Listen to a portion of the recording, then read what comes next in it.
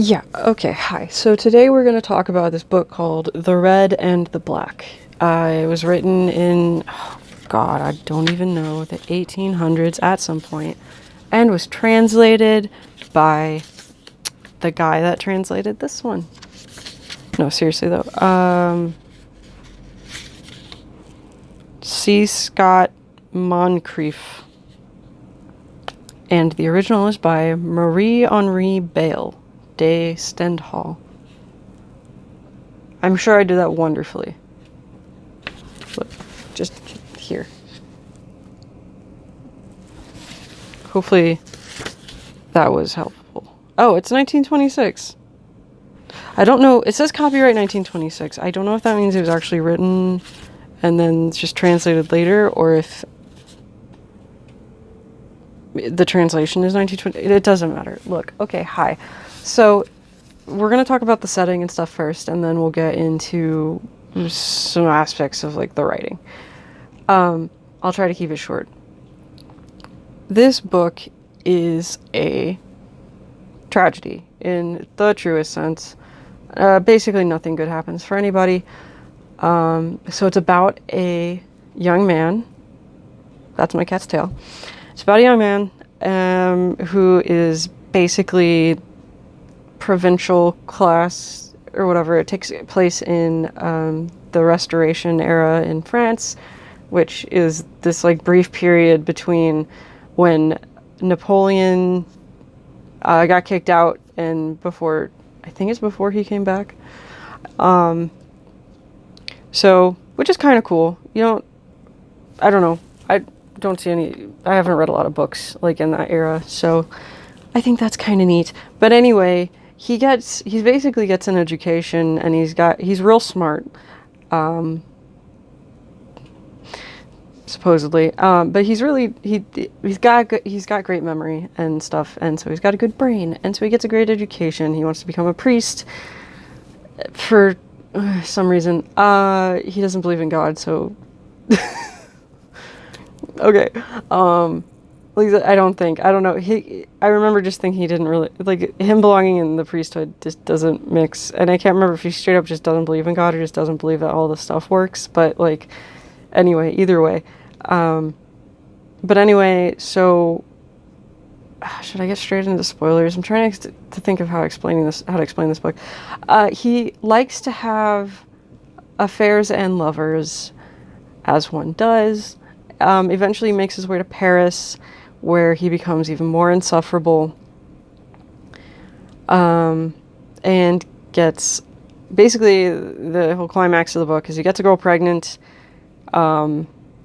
gets accused of attempted murder and then like put to death, essentially, right? Sorry for the spoiler, but like one of the chapters is literally titled The Guillotine.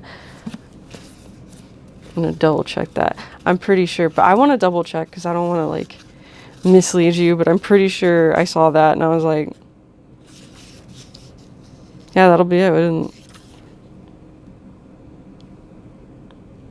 No. Oh, it's because it's called The First Step. Like on to,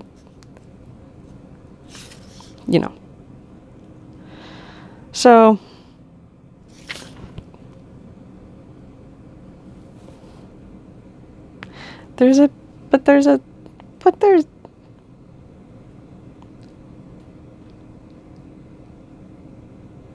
that seems not right.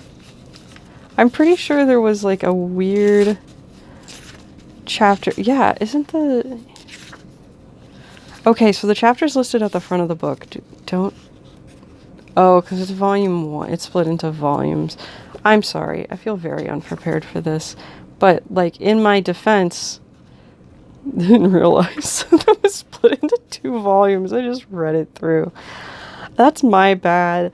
Okay, anyway, so, not the point. But yeah, like, okay, so, like, the trial... done. Yeah, okay. The Shadow of the Guillotine is one of the chapters. Okay, so anyway, it's not huge spoilers there if you read the chapter names. But anyways, so it's something. It is,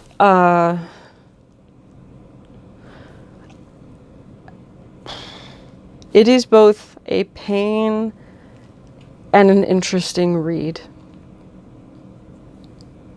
And that is what I will say about that. Okay, so to get into how this is written, which is the part that actually bothers me. So there's these mottos or like little quotes at the beginning of each chapter. And the thing that irritates me about translations, and I kind of just don't care what the reason is for this, but in translated books, when they don't, like in this case, when at the beginning of the chapter, the quote is not translated into English for whatever reason. Oh, except for like select ones for no reason. Pissed me off. I can't. It made me so mad. And when I came across the one that finally was translated, I was just like, anyways, the quotes are from random things. It's like random people, random books, whatever. So it could be in like Italian or French. I don't understand. Like, why would you do that? Just, anyway. Okay. What else about it? So there's some other stuff. So something like, the French culture at the time is part of the book that, can be a little bit of a hiccup, because I don't necessarily understand all the ins and outs of society or why something is shameful or something. But, I mean, you just accept it and move on. Like, it's easy to, like, it would be nice to have a more in-depth understanding of this, I guess. But, like, it's easy enough to just be like, okay, well, they don't like it for whatever reason. And you just move on.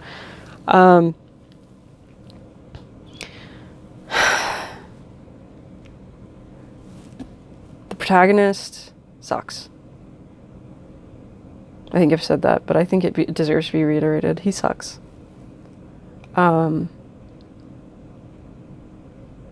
Yeah. I do have a favorite quote, a favorite thing that I wrote, because I take notes while I read these things, so I have something to go over before I do like a little like review, although like I get nervous and tend to forget everything, so that's really fun.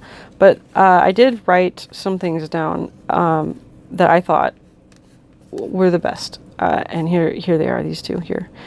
It's towards the end when he starts to get in another relationship, or like the second half, I guess. And it says, I think he's supposed to be falling in love again, and honestly, it's kind of annoying. So those are my feelings on that. And then also, this relationship is the worst seesaw ride I've ever been on. And that's about right. Like, I read through the book because I wanted to know what was going to happen to this kid. But, like, I don't...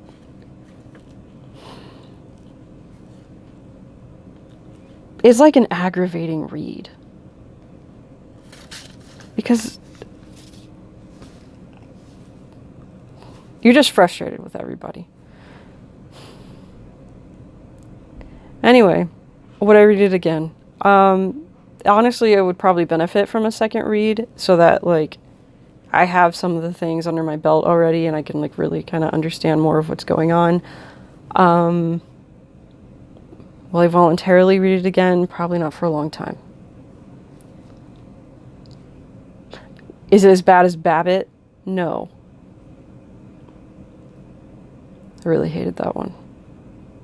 I don't have it anymore. I don't think I ever did a review on it, but I don't have it anymore. I really didn't like that one. Okay, well, thanks for watching. I'm sure this was enlightening and enjoyable. Bye.